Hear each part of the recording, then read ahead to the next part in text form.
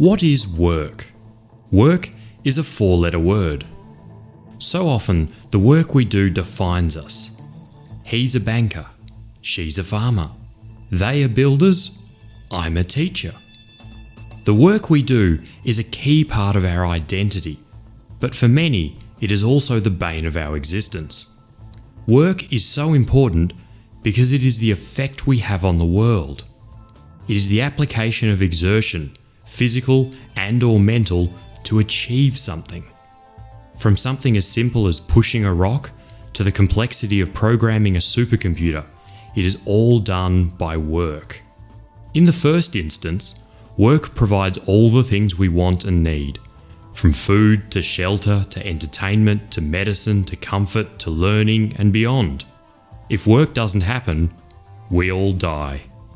In an economic sense, the meaning of work becomes this exertion or labour in exchange for compensation, usually financial. You do the work, and in return, you get paid.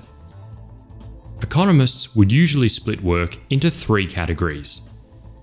The first is the primary sector, the group that sources the raw materials needed.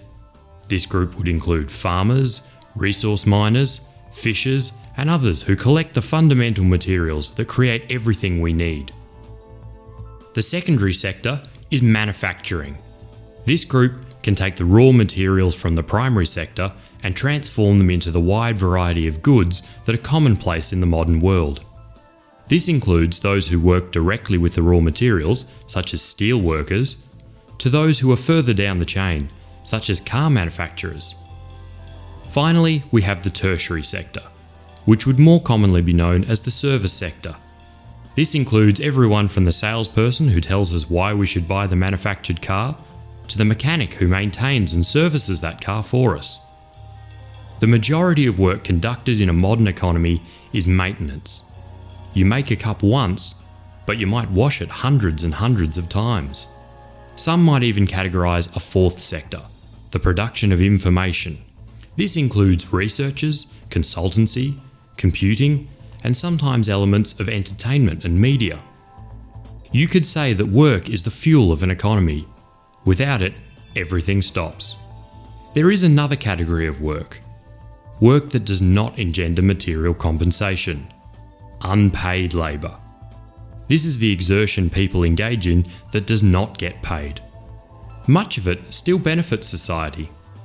Exercise that maintains our health and ability to contribute, domestic labour such as raising and caring for children, and volunteering efforts are just a few examples.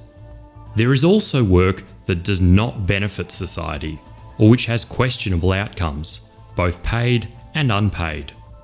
Examples can include crime, destruction, and violence, as well as so-called busy work, labour that takes up time and effort but produces no meaningful outcome.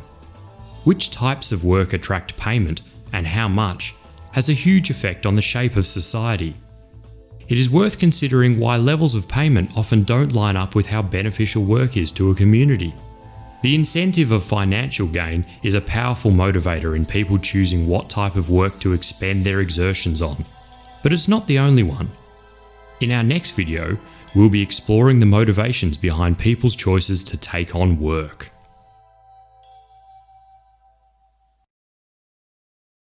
If you enjoyed this video, comment and subscribe below.